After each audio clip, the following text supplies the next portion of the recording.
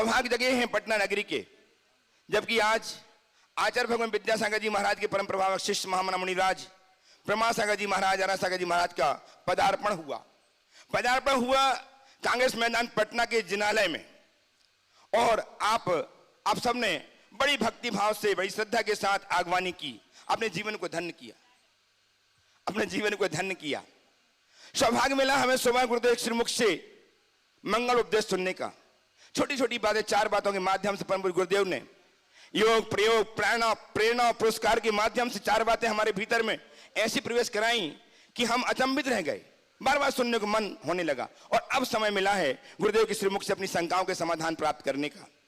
तो मैं आपको गुरुदेव से जोड़ूं, उसके पूर्व मैं आपको बताऊं कि आज इस कार्यक्रम को जहां विश्व के 167 देशों के लोग सुदूर अवस्थित होकर के पारस चैनल तथा प्रमाणिक ऐप के माध्यम से अपनी शंकाओं के समाधान प्राप्त कर रहे हैं, वहीं आप प्रत्यक्षतः उपस्थित होकर शंका समाधान प्राप्त करने के लिए उत्सुक हैं। मैं आपको गुरुदेव के चरणों से जोड़ूं, उसके पूर्व चाहता हूं कि गुरुदेव का वरद हस्त हम पर आशीष के रूप में आच्छादित हो। अतः मेरे साथ उच्चारें, नमोस्तु महर्षि, नमोस्तु महर्षि, नमोस्तु महर्षि। जैन संस्कृति का अद्भुत आयतन, परम पूज्य गुरुदेव की परिकल्पना गुणायतन। गुरुदेव की इस परिकल्पना जो आने वाले समयों में दिग्दिगंत तक जैन धर्म को लाखों नहीं करोड़ों वर्षों तक अक्षुण्ण बनाए रखेगी, ऐसी परिकल्पना पूर्ण होने वाली है, साकार रूप लेने वाली। कुछ ही माहों में हम देख पाएंगे क्या है गुणायतन। और इसमें कारण बने हैं आपकी उदारता, आपकी अर्जना कारण बनी है। उस कारण से हम यह कार्य, महत् कार्य संपूर्ण कर रहे हैं। आज भी बहुत सिद्धांतदाताओं ने ऑनलाइन गुरुदायतन से जुड़ करके अपने जीवन को धन्य किया है। उनके नाम में उच्चार रहा हूं, आप तालियां बना करके उनके उत्साह को द्विगुणित करेंगे ऐसे भाव के साथ। श्रीमान अभिषेक जी, सपना जी संघी जयपुर, श्रीमान ज्ञानचंद जी, सनत कुमार जी सेठी परिवार गुवाहाटी, श्रीमान भूपाल तमन्ना पाटिल, विनोद भूपाल पाटिल कुशनल बेलगावी कर्नाटक, इन सब ने अपने आप को गुणायतन की निर्माण निधि के रूप में जोड़ करके अपनी निधि को संवर्धित किया है। बहुत बहुत साधुवाद। गुणायतन से सुधार के रूप में अपने सूत्र संजोए हैं श्रीमान संजय कुमार जी जैन, ऋषभ आदित्य, अभिषेक जैन अलवर राजस्थान ने, बहुत बहुत साधुवाद। तालियां बजती रहे। इसी क्रम में श्री राजेंद्र कुमार जी छाजेड़, श्रीमती शिक्षा कुमारी, श्री जैनंद कुमार जी अलका छाजेड़, श्री अभिषेक जी सुचिता जी छाजेड़, अविका प्रज्ञा प्रीतिका रीतिका भूति छाजेड़, बूंदी परिवार राजस्थान ने अपने आप को संबद्ध किया है। बहुत बहुत साधुवाद। इन्होंने जीवोदय के लिए भी 21,000 रुपए की राशि गौशाला के लिए प्रदान की है। बहुत बहुत साधुवाद। इन सबको मैं साधुवाद ज्ञापित करता हुआ आप सबको गुरु चरणों से जोड़ रहा हूं। प्रथम प्रश्न के लिए आमंत्रित कर रहा हूं, इनको बुलाऊं, श्रीमती साधना जी ठोलिया पटना से उपस्थित हो पहले प्रश्न के लिए, और तैयार हैं श्रीमती संगीता जी नारायण जैन पटना। आ जाइए, माइक पहुंचाइए इनके पास। श्रीमती साधना जी ठोलिया पटना, तैयार हैं श्रीमती संगीता जी नारायण जैन पटना। यदि मन में संभाव हो जाए तो अभाव और प्रभाव दोनों का कोई प्रभाव नहीं होगा। समझ गए? अपने अंदर संतोष रखे। लोग कहते हैं अभाव है इसलिए प्रभाव। मैं कहता हूँ क्षमता का अभाव है इसलिए प्रभाव। अगर अभावों को देखो ना, तो यहाँ बैठे लोगों में सबसे ज़्यादा अभावग्रस्त कौन है? बोलो। यहाँ सबसे ज़्यादा अभाव किसके पास है? बोलो, जोर से तो बोलो, मैं थोड़ा ऊंचा सुनता हूँ। हाँ है ना? बोल ही नहीं निकल रही है। फिर बोलो, तुम लोग अपने अभाव से क्यों प्रभावित होते हो? मैं एक वाक्य कहता हूँ, अभाव हमें कभी दुखी नहीं करता, अभाव की अनुभूति हमें दुखी बनाती है। इस वाक्य को अंदर घर कर लो। अपने जीवन को ऐसा बनाओ कि चाहे कितना भी अभाव हो, हम संभाव में जिएंगे, जीवन में आनंद ही आनंद। श्रीमती संगीता जी नारायण जैन पटना उपस्थित हों और तत्पर रहें श्रीमान राजेश कुमार जी अग्रवाल शिरोमणि संरक्षक गुणायतन रतलाम। बोलिए। नमोस्तु भगवान, नमोस्तु गुरुदेव। सच्चे लोग ही हमेशा प्रूव करने में सॉरी डर लग रहा। घबराइए नहीं, आराम से बोलिए। सच्चे लोग ही हमेशा प्रूव करने में पड़ते सच्चे लोग ही हमेशा प्रूव करने में लगते हैं।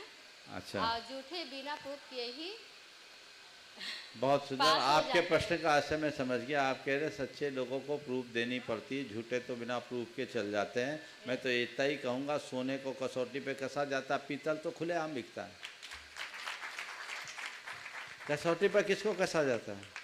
इसलिए सच्चे लोग को प्रूफ देना पड़ता है, ये बात नहीं। सच्चे लोग ही प्रूफ देने लायक होते हैं, ये बात है। वो प्रूफ देते हैं तो साबित भी होते हैं, झूठे प्रूफ देंगे तो क्या साबित होंगे। इसलिए सोने और पीतल के फर्क को समझो। उपस्थित हों गुरुआदरणीय के शिरोमणि संरक्षक रत्नाम से अनन्य गुरु भक्त रत्नाम से चलकर गुरुदेव के चरणों में अपनी वंदनार्थ यहाँ पहुंचे हैं श्रीमान राजेश तालियां बजाकर अभिनंदन करना अग्रवाल साहब का। श्रीमान राजेश कुमार जी अग्रवाल रतलाम तैयार हैं। श्रीमान असित अर्चना जी बेनाड़ा कोलकाता ट्रस्टी गुणायतन अग्रिम पंक्ति में रहेंगे, तैयार रहेंगे। नमस्तु गुरुदेव, नमस्तु नमस्तु नमस्तु। गुरुदेव, मेरा प्रश्न ये है कि किसी व्यक्ति का पुण्य अगर 70% है तो वो 100% हो सकता है कि नहीं? पुण्य यदि 70% है तो 100% हो सकता है कि नहीं? तुम पूछ रहे 100%, मैं कहूँगा 700% और 7000%, 7,00,000% भी हो सकता है। तुम तो सेंसेक्स वाले हो ना, तुम्हारा जो सेंसेक्स चढ़ता है ना, उससे कई गुना रिटर्न ये दे सकता है। बशर्ते अपने पुण्य का प्रतिशत बढ़ाना है तो 2 काम करो। पुण्य का भोग बंद करो और पुण्य का अर्जन प्रारंभ करो। पुण्य का भोग बंद करो, पुण्योपार्जन बढ़ा दो। पुण्य का भोग करने का मतलब, पुण्य का भोग आप करते तो क्या करते हैं? अपने अर्जित पुण्य को खपाते हैं और उसमें क्या करते हैं? पुण्य के भोग में क्या होता? मौज मस्ती भोग विलास, वो पुण्य है कि पाप? तो जितना पुण्य का भोग करोगे उतना पाप होगा। पाप करोगे तो पुण्य तो खपेगा, पाप और चढ़ेगा।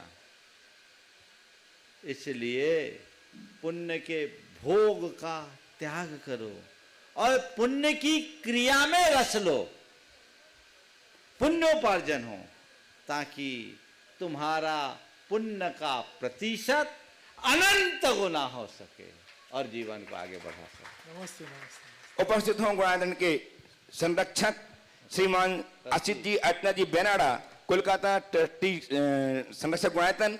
ये ऐसा व्यक्तित्व है, ऐसा युगल है, ऐसे दंपत्ति हैं जो लगातार गुरुचरणों में रह करके अपनी सेवाएं अर्पित कर रहे हैं। पग पग चलकर गुरु साथ अपने गुरुदेव के साथ अपने जीवन को धन्य किया। तालियां लगातार इतनी गूंजे कि इस गूंज में अपने घर गृहस्थी भूल जाएं।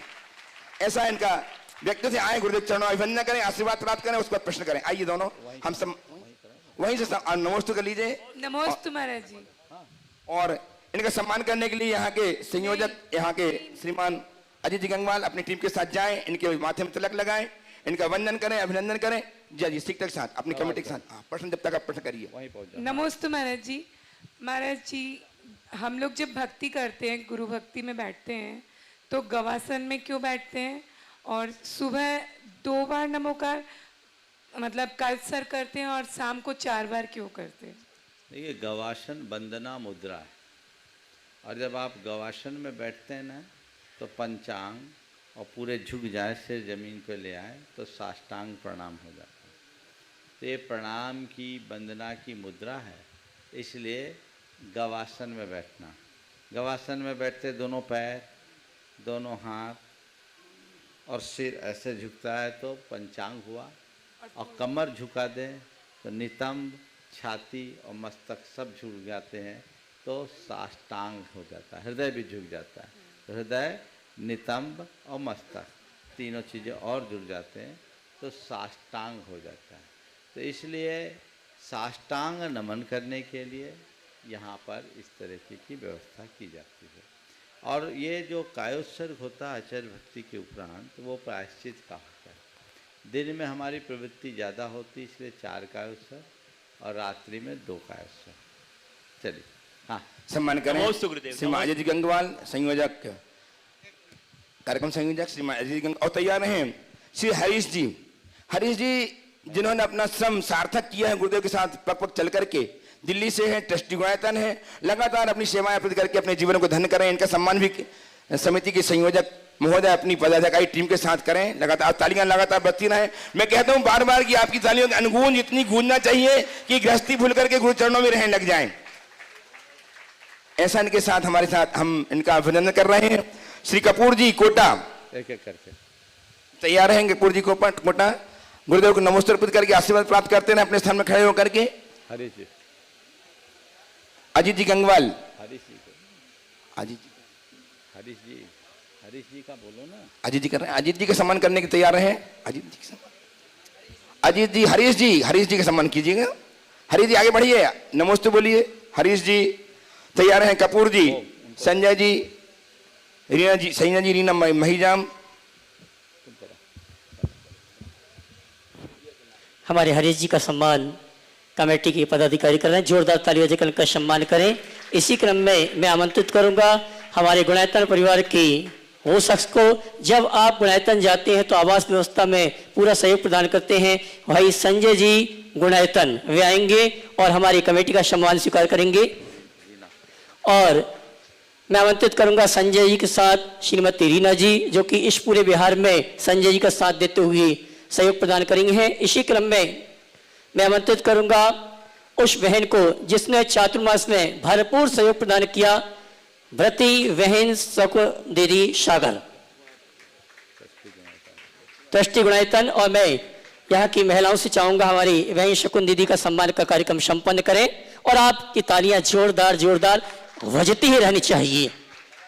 इसी क्रम में श्रीमती रीना जी, अगर मेरी आवाज आप तक पहुंच रही है तो आप आए और हमारी महिला मंडल का सम्मान स्वीकार करें। इसी क्रम में व्रती श्राविका शकुन दीदी सागर गुणायतन ट्रस्टी, उनके सम्मान के लिए पहुंचे महिलाएं। इसी क्रम में आमंत्रित करूंगा श्री व्रती पुष्पा दीदी जयपुर, जिन्होंने पूरे बिहार में सहयोग प्रदान किया।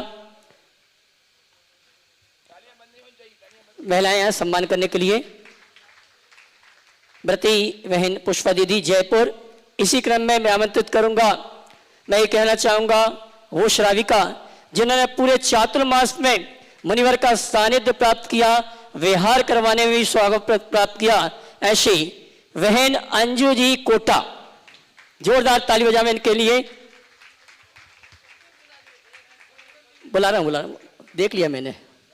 इसी क्रम में आमंत्रित करूंगा बहन अंजू दीदी कोटा, अगर मेरी आवाज आप तक पहुंच रही है तो आए और महिला मंडल का सम्मान स्वीकार करें। और आइए जोरदार ताली बजावे। और आइए अगले क्रम में आमंत्रित करूंगा जीतू भाई, सविता सरावगी कोलकाता, ये भी आएंगे और हमारे महिला मंडल का सम्मान स्वीकार करें। सविता जी सरावगी कोलकाता। और आइए इसी क्रम में मैं आमंत्रित करता हूं जीतू भाई को, सविता जी सरावगी, उनका सम्मान के लिए महिलाएं पहुंच जावे। शरण भाई मैं बुलाऊंगा।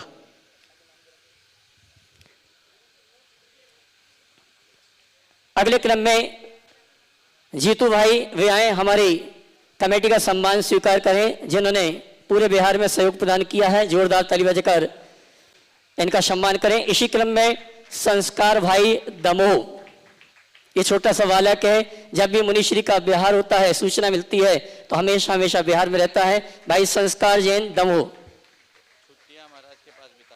और मैं कहना चाहूंगा ये पढ़ाई करता है, लेकिन जब भी छुट्टी होती है तो कहीं नहीं जाता, मुनि श्री के चरण में आकर उनकी सेवा और पूजन भक्ति आराधना में लगा रहता है। ऐसे युवा साथी के लिए आप जोरदार ताली बजाकर उनके भावों की अनुमोदना करें। इसी क्रम में मैं आमंत्रित करूंगा, हो गया?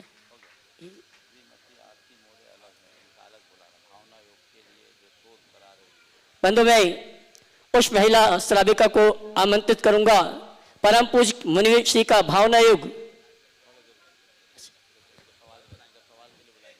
और आइए हमारे बीच में गुणायतन ट्रस्ट परिवार के श्रोमणी संरक्षक भाई सुरेन जी हमारे बीच उपस्थित है, पूरे परिवार के साथ आए, परम पूज्य मुनिवर के श्री चरणों में नमन करते हुए गुरु वंदना का सौभाग्य प्राप्त करें। और आइए पुनः संघ का समाधान के लिए आदरणीय सुदर्शन जी सुरेन जी आ जाएं, गुवाहाटी से गुरुदेव के श्री चरणों में नमोस्तुति करके आशीर्वाद प्राप्त करें। सुरेन जी अपने परिवार के साथ गुवाहाटी से श्रोमणी संरक्षक गुणायतन तैयार है। उपस्थित हो इंदू जी गंगवाल, इंदू जी गंगवाल पटना से प्रश्न प्रस्तुत करें, माइक पहुंचाएं इनके पास। और तैयार हैं श्री ईश्वर नारायण सिंह जी, विभा सिंह जी लोहानीपुर, श्रीमान ईश्वर नारायण सिंह जी, विभा सिंह जी लोहानीपुर तैयार रहेंगे। इंदू जी के पास माइक पहुंचाएं प्लीज।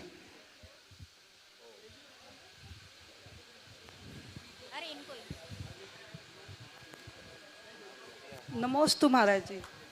पंचम काल में सम्यक की प्राप्ति हो सकती है कि नहीं? पंचम काल में धर्म हो सकता है कि नहीं? हो सकता है। तो सम्यक दर्शन होगा कि नहीं? होगा। फिर क्या सवाल है? चलो। उपस्थित हो श्रीमान ईश्वर नारायण सिंह जी, विभा सिंह जी, जो जैन नहीं है लेकिन लगातार अनेक वर्षों से गुरुदेव को सुन रहे हैं। जब से गुरुदेव से जुड़े हैं यहाँ पटना में 10 साल से 11 साल से लगातार गुरुदेव को सुन रहे हैं, अपने जीवन में धन्य कर रहे हैं। इनके सम्मान तालियां बजाकर अभिनंदन कीजिएगा। तैयार है श्रीमती विशाखा जी, रौनक जी, छावड़ा परिवार पटना। नमस्तो गुरुदेव, नमस्तो नमस्तो नमस्तो। एक सवाल मेरे मन में आता है कि जब अच्छे कामों के लिए अनुमोदना हम करते हैं तालियों के द्वारा, तो क्या इससे भी जीव हिंसा होती है? देखिए बात तो सही है, तालियां बजा रहे हैं, एक अच्छे कार्य की अनुमोदना कर रहे हैं, और उस ताली के बीच कुछ आ जाए तो संभावना तो छिपी हुई। लेकिन हमारे यहाँ प्रवृत्ति से ज़्यादा महत्व भावना को दिया जाता है। तो भावना की दृष्टि से अगर ऐसा कुछ है तो हम उसे प्रमुखता देते हैं। हालांकि मैं इसकी जगह और ज़्यादा अच्छा कहूँगा कि ताली बजाने की जगह साधुवाद, साधुवाद का उच्चारण ज़्यादा अच्छा है, जयकार का उच्चारण और अधिक अच्छा है। चलिए। नमस्ते। उपस्थित हो विशाखा जी, रौनक जी, छावड़ा परिवार पटना। तैयार है श्रीमती मंजू जी पाटनी गुवाहाटी से। मंजू जी पाटनी तैयार रहें। नमोस्तु गुरुदेव, नमोस्तु गुरुदेव। मेरे पूरे परिवार की तरफ से कोटि कोटि नमन। मेरी शंका ये है कि कभी ऐसा अवसर आए कि एक ही टाइम में धार्मिक कर्तव्य भी ज़रूरी है और पारिवारिक कर्तव्य भी ज़रूरी है, तो किसे प्राथमिकता देनी चाहिए? कृपया मार्गदर्शन दीजिए। देखिए, धार्मिक और पारिवारिक कर्तव्यों में प्रमुखता देने की जहाँ तक सवाल है, वो परिस्थिति को देखकर करना चाहिए। अगर पारिवारिक कर्तव्य ऐसा है कि अगर नहीं निभाए तो बहुत सारी व्यवस्थाएं बिगड़ सकती है, तो मैं कहूँगा उतनी देर के लिए उस कर्तव्य को ही अपना धर्म मान लेना चाहिए। और धार्मिक कर्तव्य ऐसा आया है जो बहुत दुर्लभ है, तो पारिवारिक कर्तव्यों को निभाने में अपनी थोड़ी कुशलता का परिचय देना चाहिए। कदाचित गौन कर दे या कुशलता और तत्परता से कुछ ऐसा कर दे कि दोनों निभ जाए। मैं आपको बताऊं, हमारा भोपाल के पास भोजपुर में चातुर्मास था। प्रतिदिन भोपाल से एक बस आती थी, 32 किलोमीटर पड़ता था, 1 घंटा लगता था। कुछ परिवार बिना नागा आहार देने के लिए आते थे। एक व्यक्ति से एक ने कहा कि तुम्हारी धर्मपत्नी रोज रोज महाराज जी के पास जाती है आहार देने, तुम मना नहीं करते? उस व्यक्ति ने जो जवाब दिया वो ध्यान देने योग्य है। उसने कहा, मैं क्यों मना करूं?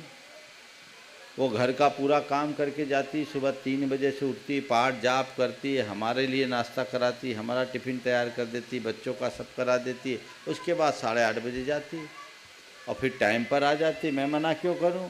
और सुनो, जब से वो महाराज से जुड़ी तब से उसकी दवाइयाँ छूट गई। ये उत्तर उन्होंने दिया। तो ये क्या है? ये कुशलता है। कुछ लोग धर्म के कार्य में ऐसे मगन होते घर ही भूल जाते हैं, ये भी ठीक नहीं। और कुछ लोग ऐसे घर घुसू होते हैं कि कितना ही हो कुछ फर्क ही नहीं पड़ता। ये दोनों अतियां हैं, दोनों को बीच का रास्ता निकालना चाहिए। अगर थोड़ा बहुत है तो आगे पीछे कर ले। एक बड़ी समस्या आती है, शंका समाधान में आपको जाना है कि सामने वाले को खाना खिलाना है ना। तो ऐसे में क्या करना चाहिए? अब रोज का काम है तो हम जाने शंका समाधान, एक दिन आप अपने हाथ से निकाल के खा लेना, क्या फ़र्क पड़ता है। और बल्कि जो नहीं आ पाते उनको भी ये कह देना चाहिए, तुम जाओ अटेंड करो, मेरी तरफ से भी अटेंड कर लेना, मेरी चिंता नहीं करना, मैं अपना काम कर लूँगा। ये परस्परोपग्रह जीवानाम। चलिए, उपस्थित हों श्रीमती मंजू जी पाटनी गुवाहाटी से। तैयार हैं श्रीमती चंदनवाला जी जैन मुंगेर से। गुरु जी के चरणों में 3 बार नमोस्तु नमोस्तु नमोस्तु। महाराज जी, मेरा प्रश्न यह है कि जब हम किसी बात को सकारात्मक रूप में सोचते हैं लेकिन सामने वाला उसे नकारात्मक क्यों ले लेता है, इसका क्या कारण है? अगर हम सही अर्थ में सकारात्मक रूप से सोच रहे हैं तो कोई नकारात्मक रूप में ले रहा है, हमको इसका आभास ही नहीं होना चाहिए। यानी कहीं न कहीं में कमी है तो उस कमी को दूर करने का प्रयास करना चाहिए। नमोस्तु महाराज। आइए श्रीमती चंदन बालाजी जैन मुंगेर। और तैयार हैं श्रीमान सुरेंद्र कुमार जी छावड़ा गुवाहाटी से। नमोस्तु गुरुदेव। मेरा प्रश्न ये है कि हमारे बहुत सारे तीर्थंकरों का चिन्ह जानवर से होता है और जब हमारे ये परिधान में अंकित होता है तो क्या हमें ये पहनना चाहिए या नहीं? अरे जिनका चिन्ह अंकित हो या ना हो, जिन पर अगर कोई जानवर है, आदमी है, हमें नहीं पहनना चाहिए। ऐसी चटाई पर भी नहीं बैठना चाहिए, इसमें भाव हिंसा का दोष लगता है। नमस्कार। गुवाहाटी के श्रोमणी संरक्षक श्रीमान सुरेंद्र कुमार जी पीती जी जैन गुवाहाटी से उपस्थित होने परिवार के साथ अनंत मुनि भक्त आज गुरु के चरणों में अपनी वंदना अर्पित करने आए हुए हैं। और तैयार हैं श्रीमती श्वेता जैन औरंगाबाद मुर्शिदाबाद। श्वेता जी जैन। नमोस्तु गुरुवर। नमोस्तु गुरुवर। गुरुवर, मेरे और मेरे पूरे परिवार की तरफ से आपको नमोस्तु नमोस्तु नमोस्तु। गुरुवर, आपका आशीर्वाद, स्नेह और प्यार मुझे अपने जीवन के हर कदम पर मिला और जीवन के हर पड़ाव पे जो भी कोई विशेष मेरे जीवन में पड़ाव आया उसमें हमने आपका विशेष आशीर्वाद पाया, आपका विशेष स्नेह पाया। हर महत्वपूर्ण कदम पे हमको आपके मार्गदर्शन मिले। बेटा जब मेरा पढ़ के वापस आया तो सबसे पहले आपका आशीर्वाद लिया, आपने आशीर्वाद दिया उसको और उसने जो काम शुरू किया, उसने फर्स्ट फेज उस काम का पूरा किया, आपसे फिर आशीर्वाद लेने आया। आज मैं और मेरा परिवार ये अपने जीवन के एक और नए पड़ाव की तरफ जा रहा है। तो आपसे अभी सिर्फ सबसे पहले हम आपसे आशीर्वाद लेने आए हैं, अभी तक हमने और ऐसा कुछ भी नहीं किया है। तो इस महत्वपूर्ण पड़ाव पे जो हमारे जीवन को और खुशहाली से भरे और हमें और हमारे परिवार को धर्म के रास्ते पे और आगे लेके जाए, इसका आशीर्वाद हम पूरे परिवार वाले चाहते हैं। घर पे मेरी दोनों माताएं, मेरे भाई और सब आपको नमोस्तु बोल रहे हैं महाराज श्री। आशीर्वाद। और आज का प्रश्न, अब मैं तो प्रश्न, इतनी खुशी है कि प्रश्न करने की पोजीशन में नहीं हूँ आज, तो मैं इनको ही जिम्मेदारी देता हूँ। अब आने वाली सब जिम्मेदारियाँ इन्हीं को देनी है, तो यही आपसे प्रश्न करेंगे। नमोस्तु महाराज श्री। महाराज श्री, ये जीवन की नई शुरुआत करने के पहले हमें किन किन बातों का ध्यान रखना चाहिए ताकि हमारे जीवन में खुशियाँ बनी रहे? बहुत महत्वपूर्ण सवाल है। जीवन की नई शुरुआत से पूर्व किन किन बातों का ध्यान रखना चाहिए? अगर मैं अनुभव के आधार पर उत्तर दूं तो ये कहूँगा अपनी मम्मी पापा से पूछ लो, आपने अपने जीवन में किन किन बातों का ध्यान रखा और क्या क्या गलतियाँ की। आपने जिन बातों का ध्यान रखा मैं उनका ध्यान रखूंगा, और जो गलतियां आपने की उनसे मैं बचूंगा। जीवन में बहुत बड़ी कामयाबी होगी। और अगर ऐसा व्यक्ति अपने माँ बाप से सीखता है तो वो व्यक्ति बहुत भाग्यशाली है। लेकिन इस धरती पर बहुत कम माँ बाप हैं जो ऐसे भाग्यशाली होते हैं। बहुत कम बच्चे हैं जो अपने माँ बाप को अपना आदर्श मान करके उनसे कुछ प्रेरणा पाते हैं। ज़्यादातर माँ बाप अपनी स्थिति ही बिगाड़ चुके होते हैं। तो मैं नहीं समझता कि तुम्हारे साथ ऐसा होगा। अपने मम्मी पापा से पूछ लो, इन्होंने जो किया उसको अपनाओ, और इनने जो गलतियाँ की, गलतियाँ सब करते हैं, सबसे होती है, उन गलतियों से बच करके चलो तो जीवन धन्य होगा। और जीवन में जो संस्कारों की पूंजी है उसे संभाल के रखो, उसे आगे बढ़ाने का प्रयत्न करो। उपस्थित हो श्रीमती श्वेता जी जैन औरंगाबाद मुर्शिदाबाद से, और तैयार हैं आरपी मोरे, बीरन जी मोरे जलगांव महाराष्ट्र से, जो भावना योग में मेरी भावना पर निरंतर अपनी शोध कर रही हैं। जलगांव से गुरुदेव के चरणों पर आई हुई हैं, तैयार रहेंगी। गुरुदेव के चरणों में बारंबार नमोस्तु नमोस्तु नमोस्तु। गुरुदेव, मेरा बहुत छोटा सा सवाल है। मुझे जानना है कि आजकल बहुत प्रचलन हो गया है बेडरूम विद अटैच्ड बाथरूम, ये कहाँ तक उचित है एवं शुद्ध है? अब दुनिया बहुत आगे बढ़ गई, ये सवाल ही आउटडेट हो गया। अब मैं इसमें क्या बोलूं? ये सब पता है क्या नहीं है, लेकिन जीवन शैली ऐसी हो गई। पहले लोग घर में खाते थे, बाहर जाते थे, अब बाहर खा के घर में जाते। इतना अंतर आ गया। ओह, आइए डॉक्टर आरपी मोरे जी बीरन जी के साथ जलगांव से आए, गुरुदेव चरण अभिवंदना के आगे आ जाएं, वहीं से आशीर्वाद लेने गुरुदेव से, और वहीं से पूछ लो। इनका सम्मान करने के लिए यहाँ की परिचय देना चाहूँगा। ये आरती जी मोरे हैं, गोरे। ये प्रोफेसर हैं जलगांव यूनिवर्सिटी में, और योग पर इन्होंने काफ़ी काम किया है।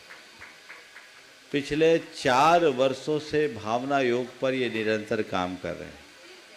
अपने विश्वविद्यालय में इन्होंने भावना योग को पाठ्यक्रम का अंग बनाया, बहुत अच्छा काम किया, और कई लोगों को भावना योग की पीएचडी में भी बहुत मदद कर रही हैं। सतत भावना योग के प्रसार में ये लगी हैं। मेरा बहुत बहुत आशीर्वाद है। आप सवाल करें, सम्मान करें। सवाल करेंगी। आपको सम्मान करने के लिए महिलाएं, 2 समिति की महिलाएं पहुंच जाएं, वहीं सम्मान करेंगी। भैया ले जाओ। हाँ वहीं। हाँ डॉक्टर साहब प्रश्न कीजिए आप, और तैयार रहेंगे डॉक्टर KN ओझा साहब। महर्षि, आपके आशीर्वाद से मैं मेरा सब कार्य कर रही हूँ, और आपके आशीर्वाद से आगे भी ये पूरा करना चाहती हूँ। मेरे मम्मी ने मुझे ये पूरा आपके प्रवचनों और सब शंका समाधानों का बोलते हैं ना लत लगाया, और उससे मुझे ऐसा हुआ कि हर कार्य में मेरी भावनाएं और भावना योग ये मुझे सफलता के तरफ लेके गए, और आगे भी लेके जाएंगे। ऐसे आपके आशीर्वाद चाहती हूँ। मेरी माता का, मेरे बहू बेटे का और पूरे परिवार के तरफ से आपको नमोस्तु नमोस्तु नमोस्तु। गुरुदेव, मेरा आज का प्रश्न है, जो आचार्य श्री का हाइकू है, बंधु और बंधुत्व के तरफ। तो जीवन में जो अलग अलग तरह के बंधु मिलते हैं, जैसे भाई बंधु, सहज बंधु, आध्यात्मिक बंधु इत्यादि, तो शंका यह है, व्यक्ति के जीवन में मिलने वाले जो बंधु है वे पुरुषार्थ से मिलते हैं या प्रारब्ध से मिलते हैं? बहुत अच्छा सवाल आपने। जीवन में जो बंधु मिलते हैं वे पुरुषार्थ से मिलते हैं या प्रारब्ध से मिलते हैं? देखिए, कुछ प्रारब्ध से मिलते हैं, कुछ पुरुषार्थ से मिलते हैं, और कुछ संयोग से मिलते हैं। भाई बंधु जिनका हमारा खूनी संबंध होता है, ये भाई बंधुओं का जो हमारा योग है ये प्रारब्ध तय करता है।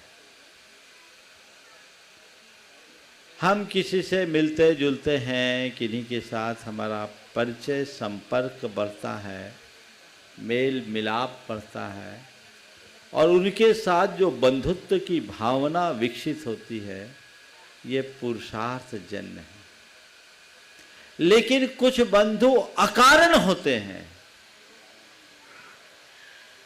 हमारा कोई परिचय नहीं, कोई संपर्क नहीं, कोई चर्चा नहीं, और कोई विपत्ति में फंसा और वो आकर के मसीहा की भांति आता है और हमें पार उतार देता है।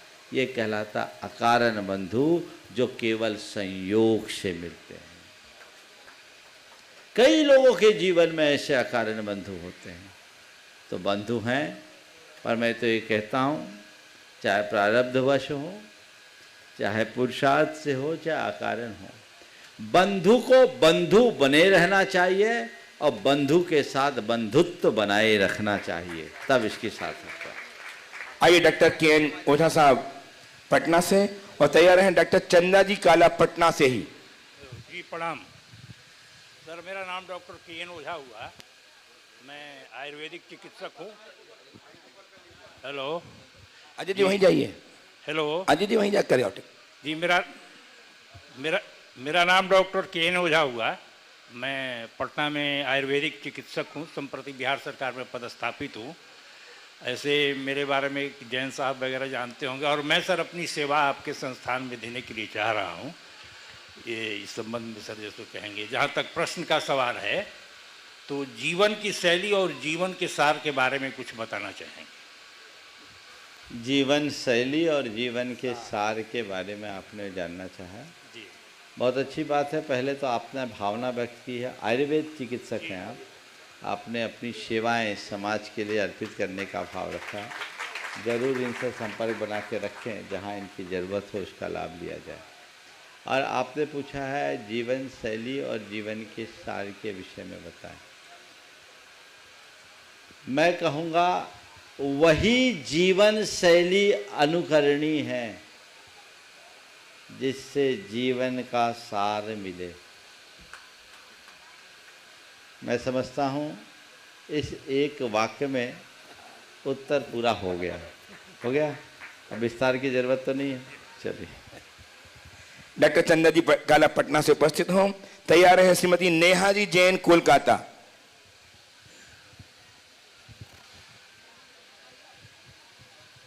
त्रिवार नमोस्तु नमोस्तु नमोस्तु गुरुदेव।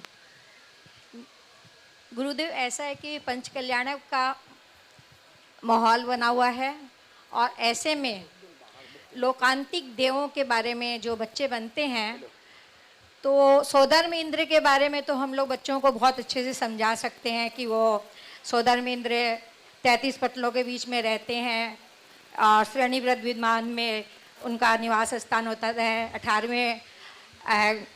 18वें माले पर रहते हैं या 18वें पटल पर रहते हैं, और उनके सिंहासन, द्वारपाल, ये सब की सारी रचना बहुत अच्छे से समझा सकते हैं।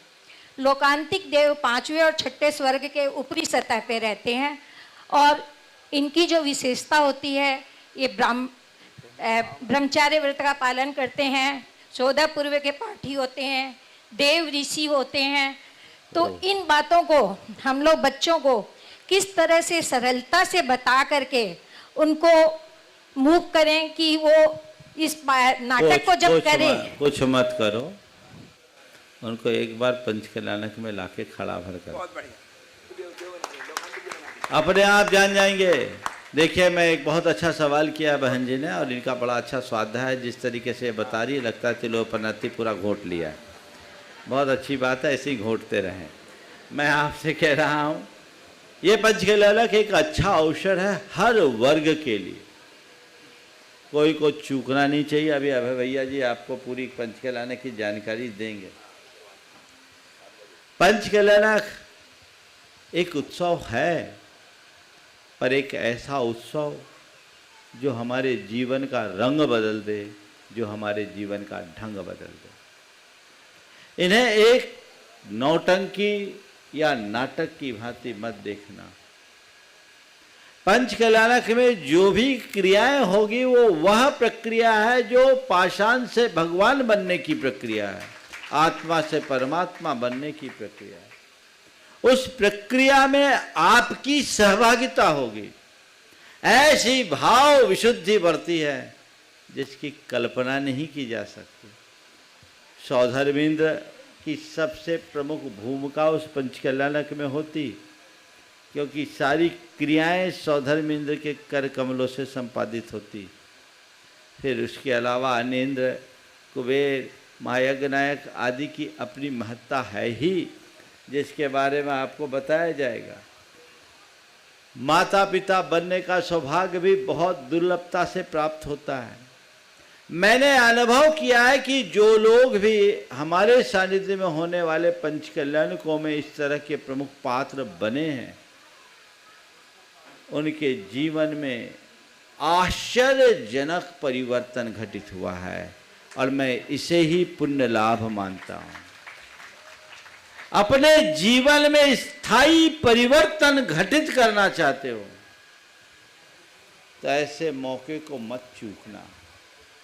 भाव विशुद्धि से भर करके यदि तुम इसमें भागीदारी लोगे तो वो तुम्हारे भाग्य को ऊंचा उठाएगा, इसमें कोई संशय नहीं। ये आप सबको देखना है। पर इनमें सबसे ज्यादा आनंद रस अनुभूति होती अष्टकुमारी देवियों को, जो सौधर्म इंद्राणी को भी मौका नहीं मिलता वो उसको मिलता है ना। सबको अभी से अपनी व्यवस्था बनानी चाहिए। भैया जी बताएंगे कौन उसकी योग्यता रखता है, ये कार्यक्रम के बाद, कार्यक्रम में नहीं।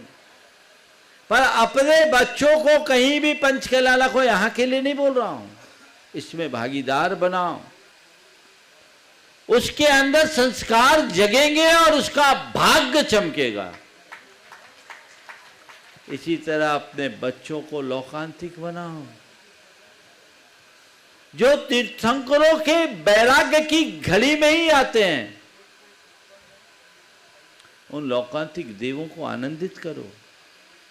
बच्चे अगर अंतर मन से पहले की मानसिक तैयारी के साथ ऐसा सौभाग्य पाते हैं तो उनके जीवन में बड़ा आनंद आता है। मैं तो कहूँगा कुछ नहीं बन पाए तो बच्चों को भगवान के साथ बाल क्रीड़ा में सहयोगी बना देना। क्या पता कौन सा संस्कार उस बच्चे के भाग्य को बदल दे और जीवन में बदलाव आए। इसलिए जब भी ऐसा धार्मिक आयोजन हो, हर घर, हर परिवार और हर व्यक्ति को उसमें अपनी सहभागिता देनी चाहिए किसी न किसी रूप में। श्रीमती नेहा जी जैन कोलकाता उपस्थित हों और इसके बाद हम भैया जी के श्रीमुख से सुनेंगे पंचकला के संबंध में सूचनाएं। नमोस्तु महाराष्ट्री। महाराष्ट्री, मेरा प्रश्न यह है कि आजकल के बच्चों के एक्स्ट्रा क्लासेस, कॉलेज क्लासेस और बहुत सारे क्लासेस होते हैं, तो आज के इस बिजी शेड्यूल में हम बच्चों को धर्म के प्रति कैसे प्रेरित करें? फिर से बोलिए। महाराज जी, मेरा प्रश्न ये है कि आजकल के बच्चों के एक्स्ट्रा क्लासेस होते हैं, एक्टिविटीज़ एंड कॉलेज क्लासेस, तो इतने बिजी शेड्यूल में हम बच्चों को धर्म की तरफ कैसे प्रेरित करें? सबसे पहली बात तो मैं बच्चों की माँ बाप से कहूँगा कि बच्चों को इतने ज़्यादा क्लासेस क्यों करा रहे हैं, एक्स्ट्रा एक्स्ट्रा एक्स्ट्रा। बच्चों से माँ बाप से ज़्यादा बिजी तो बच्चे होते। छोटे छोटे बच्चों को भी बहुत सारे क्लासेस, छुट्टियों में भी क्लासेस, ड्राइंग की क्लास, डांस की क्लास, म्यूजिक की क्लास, इसकी क्लास, उसकी क्लास, और सीख कुछ नहीं पाते। पर मेरा बच्चा, उसका बच्चा ये कोर्स कर रहा है तो मेरा बच्चा भी करेगा। और तुम क्या किए ये तो देखो पहले। उसकी योग्यता, उसकी रुचि, पारिवारिक पृष्ठभूमि और उसके लक्ष्य को सामने रखते हुए ही कोर्सेस कराना चाहिए। तो ज़रूरत से ज़्यादा कोर्स कराने वाले को कुछ लाभ नहीं होता। तो पहली बात तो ये है कि उतना ही पढ़ो जितना पचा सको, और उतना ही पढ़ो जो ज़रूरी हो। 10 तरह के क्लासेस रखने से कुछ नहीं होता। एक दिन मैंने कहा कि आजकल बच्चे इतने बिजी हो जाते, कोलकाता में था, जब मैंने कहा बच्चे बिजी रहते हैं तो एक ने जवाब दिया, महाराज बच्चे बिजी रहते तो हम लोग इजी रहते हैं। बड़ा धन्य है, ये कहानी है तुम्हारी। तो ये क्या है, ये सोच बदलनी होगी और पढ़ाई की एक सीमा होनी चाहिए, ताकि हम न केवल पढ़ाई अपितु अन्य बातों को भी समानांतर निभा सके। न केवल धार्मिक कार्यकलाप, घर गृहस्थी का अनुभव भी खत्म, पारिवारिक रीति रिवाजों को भी लोग भूलने लगे हैं। केवल पढ़ना पढ़ना पढ़ना पढ़ना पढ़ना, ये किताबी कीड़ा बनना है जो कतई उचित नहीं। तैयार रहेंगे नीता जी पहाड़िया पटना से, और भैया जी से निवेदन की अपनी बात लेकर के सूचनाओं के साथ उपस्थित हों। नीता जी पहाड़िया तैयार हैं पटना से। पतित से पावन कैसे बनते हैं, ये संदेश देने वाला अगर जैन दर्शन का कोई महत्वपूर्ण अंग है तो पंचकांड प्रतिष्ठा महामहोत्सव है, जिसमें हमें परम पूज्य संत श्रोमणी गुरु आचार्य श्री विद्यासागर जी महाराज का भरपूर आशीर्वाद के साथ साथ युगल मुनि महाराज का सानिध्य प्राप्त हो रहा है। 5 वर्षीय योजना चल रही है यहाँ की। 5 साल पहले पंचकांड हुआ था, उसके 5 साल पहले गुरुवार का आगमन हुआ था, और लगता है कि 5 साल बाद पुनः मुनिवर का एक बार आगमन होगा, और हो सकता है किसी नवीन जनालय का पंचकणक हो जाए। कोई आश्चर्य वाली बात नहीं है। मैं ये कहना चाहूंगा, पूरी जानकारी, पूरी व्यवस्था और भावनात्मक जुड़ाव के साथ कैसे इस अनुष्ठान में सम्मिलित होना है, संपूर्ण जानकारी गुरुवर्ग ने दे दी है। मैं यही कहना चाहूंगा कि आगामी 14 अप्रैल से 20 अप्रैल तक जो पंचकणक प्रतिष्ठा महामहोत्सव का कार्यक्रम हो रहा है, प्राचीन प्रतिमाओं का, उस अनुष्ठान में आप भाग लेंगे तो इतना आनंद आएगा, इतना आनंद आएगा जिसकी अनुभूति और जिसका वर्णन हम आप नहीं कर सकते। 14 तारीख को महावीर जयंती के पावन प्रसंग पर और मुनिवर प्रमाण सागर जी महाराज के 35वें मुनि दीक्षा महामहोत्सव के अवसर पर ध्वजारोहण के माध्यम से हमारा ये अनुष्ठान प्रारंभ होगा। जो भी सौधर्मिंद बनना चाहते हैं, ईशान सनत कुमार मायक विनायक भगवान के माता पिता अष्टकुमारी 56 कुमारी लोकांतिक देव और अन्य पात्र बनना चाहते हैं, अपनी मानसिकता बना के रखना। ये मत सोचना कि कौन बनेगा। अगर आपने ये सोचा तो आप पीछे रह जाएंगे, और जिन्होंने सोचा नहीं वो आगे बढ़ जाएंगे। मैं इसी चिन्हालय में परसों अर्थात 10 तारीख को रामनवमी के दिन, रविवार के दिन प्रातःकाल की वेला में हम पारसनाथ भगवान का मस्तकाभिषेक शांति धारा का कार्यक्रम संपन्न करेंगे, और उसके ठीक पश्चात महापात्रों का चुनाव का कार्यक्रम होगा। आप अपने परिवार में टटोल लें कि हमें क्या बनना है, क्या नहीं बनना है, मानसिकता बना के आप परसों आएंगे मस्तकाभिषेक के साथ शांति धारा, और यहाँ पर महापात्रों का चुनाव होगा। मुनिवर की एक भावना रहती है, बोली लगाएंगे तो आनंद नहीं आएगा, और बिना बोली के अगर आपके भाव बनते हैं कि हम पात्र बनना चाहते हैं, आप कमेटी के पदाधिकारी से संपर्क कर सकते हैं। मुनिवर से संपर्क करके आप जो भी पात्र बनना चाहते हैं, क्या देना क्या नहीं देना ये सेकेंडरी मामला है। प्राइमरी में तो भावना आनी चाहिए, और भावना अगर बन जाती है तो अपने आप भाव बन ही जाते हैं। पुनः आप सभी से यही कहना चाहूंगा, कल प्रातःकाल की वेला में मंगल प्रवचन तो होगा ही होगा, लेकिन 10 तारीख को रविवार के दिन जिस जिनालय की भूमिका, जिस जिनालय का शिलान्यास गुरुवर के सानिध्य में हुआ और पूरा आशीर्वाद पूरी समाज को प्राप्त हुआ, भले मुनिवर यहाँ पर नहीं आए लेकिन उनके आशीर्वाद से यहाँ पर अद्भुत ऐतिहासिक पंचकणक संपन्न हुआ था 2017 में, और 5 साल बाद पुनः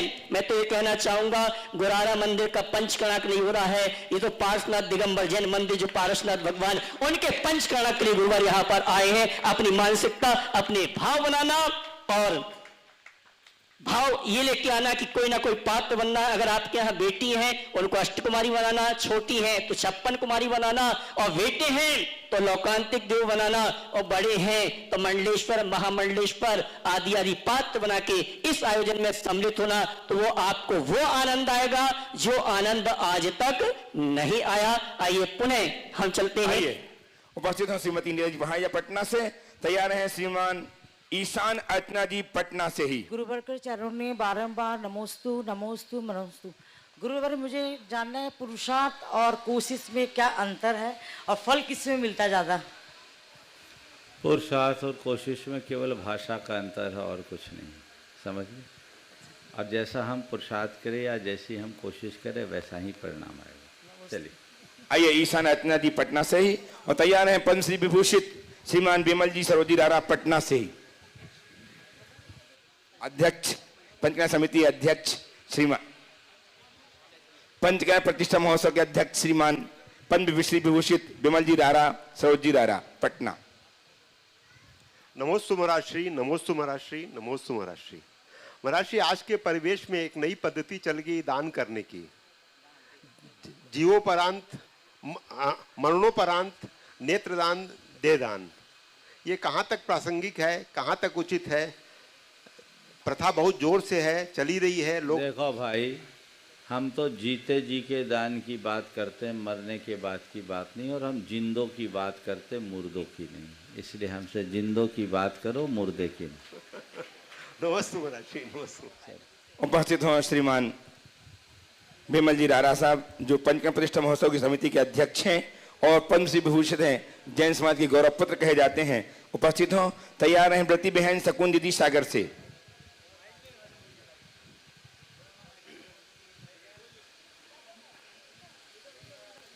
जल्दी दीजिए, बोलिए। नमस्ते गुरुवर। मेरा प्रश्न है कि जिंदगी जीने का जो तरीका है, व्यक्तिगत या सामाजिक जीवन में, कुछ ऐसे 7 मुद्दे हैं जिसको मैं बताना चाहता हूँ। सिद्धांतों के बिना राजनीति, परिश्रम के बिना धन, विवेक के बिना सुख, चरित्र के बिना ज्ञान, नैतिकता के बिना व्यापार, मानवता के बिना विज्ञान और त्याग के बिना पूजा।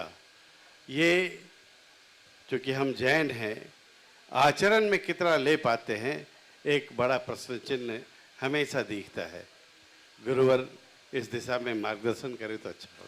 देखिए, जो 7 बातें आपने की, सिद्धांतों के बिना राजनीति, नैतिकता के बिना व्यापार, और विवेक के बिना विवेक के बिना सुख, और चरित्र के बिना ज्ञान, हाँ, नैतिकता के बिना व्यापार, मानवता के बिना विज्ञान और त्याग के बिना पूजा। त्याग के बिना पूजा। ये सब चीज़ें मनुष्य के जीवन में एक साथ प्रकट हो सकती है, एक साथ प्रकट हो सकती है, बशर्ते व्यक्ति को अपनी आत्मा की पहचान हो जाए। जिस व्यक्ति को ये समझ में आ जाए कि मैं आत्मा हूँ और मेरी आत्मा के अतिरिक्त जगत का एक परमाणु भी मेरा नहीं है, उसके जीवन से सारी विकृतियाँ दूर हो जाती। दूसरे शब्दों में कहें तो यह आत्मज्ञान। हमारे जीवन की जितनी भी विसंगतियाँ हैं, उन सब का मूल हमारा अज्ञान है। जब अज्ञान निवारित होगा, जीवन अपने आप सही रास्ते पे आगे बढ़ेगा और वे सारे सद्गुण हमारे जीवन में स्वतः प्रतिष्ठापित होंगे जिनकी हमारे जीवन में आवश्यकता और अपेक्षा। व्रती बहन शकुनी दीदी सागर से उपस्थित हो। दृष्टिगुणायतन तैयार हैं संस्कार जैन बनगांव दमोह से। दोनों मुनिराजों को बारंबार नमोस्तु। महाराज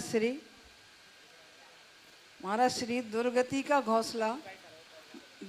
का घोंसला मनुष्य की छोटी छोटी सी बुरी आत्मा तिनकों से बना जाता है, तो हम उन छोटी छोटी बुरी आदतों से कैसे बचें?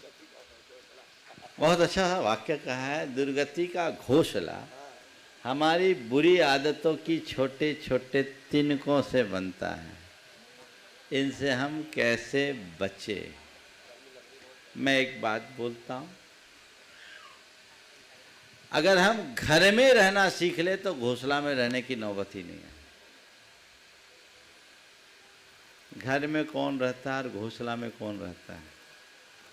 घर में इंसान रहता है, घोंसला में पक्षी रहता है। अगर हम इंसानियत को आत्मसात कर ले और उसे सर्वोच्च प्राथमिकता दे दें, तो ये बुरी आदतें हम पर हावी नहीं होंगी। अब आपका सवाल ये हो सकता है कि अगर हावी हो चुकी है तो हम क्या करें, है ना? तो मैं आपसे इतना कहूँगा, तिनकों से घोंसला बन गया है, बन जाने दो।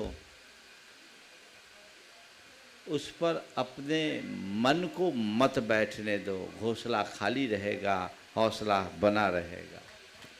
मन को दूर रखो, और मन को दूर रखने के लिए संकल्प की जरूरत है। आज से 3 दिन पहले एक सवाल के उत्तर में मैंने कहा था, कैसे छोड़े बुरी आदतें। तो उन बातों को हम ध्यान में रखेंगे, सब बातें आ जाएगी। आइए श्रीमान संस्कार जी जीतू जी के साथ कोलकाता से, और तैयार हैं श्रीमती सिम्मी जी जैन पटना। नमोस्तु गुरुदेव। हमारा प्रश्न यह है कि भगवान महावीर और बुद्ध जब समकालीन हुए तो धर्म में इतना भिन्नता क्यों है? देखो, महावीर और बुद्ध का काल तो बहुत पुराना है। आज इस धरती पर अनेक धर्म गुरु हैं, है ना? सबके धर्म प्रवचन भी है, सबका उद्देश्य एक है, पर प्रवचन एक है क्या? तो जब आज एक नहीं तो अतीत में भी भिन्नता हो सकती है। बुद्ध के दर्शन में और भगवान महावीर के दर्शन में बड़ा अंतर है। बुद्ध ने मध्यम मार्ग अपनाया, नाति काम नाति कष्ट का। कहते गौतम बुद्ध जब दीक्षित हुए तो उन्होंने पहले इसी दिगंबर रूप को धारण किया था। ऐसा कुछ बौद्ध ग्रंथों में भी उल्लिखित मिलता है, दीघ निकाय और मध्यम निकाय में ऐसा कहते हैं। उसमें उन्होंने लिखा कि पहले मैं नग्न रहता था, लुंच करता था और कुछ चीजें लिखी, पर उसमें उनको शांति नहीं मिली। ऐसा भी कहा जाता है कि एक बार बुद्ध हताश होकर घर लौटने के लिए तैयार हो गए। फिर एक घटना से उनका चित्त मुड़ा और उन्होंने एक मध्यम रास्ता अपनाया, नाति काम नाति कष्ट, जिसमें अति कामना भी ना हो और अति कष्ट भी ना हो। उसके बाद उन्हें जो ज्ञान मिला उसके आधार पर उन्होंने धर्म का प्रवर्तन किया जो बौद्ध धर्म था। भगवान महावीर ने उत्सर्ग मार्ग अपनाया, वहां नाति काम नाति कष्ट नहीं, न काम न कष्ट, ये मार्ग था, उत्सर्ग मार्ग।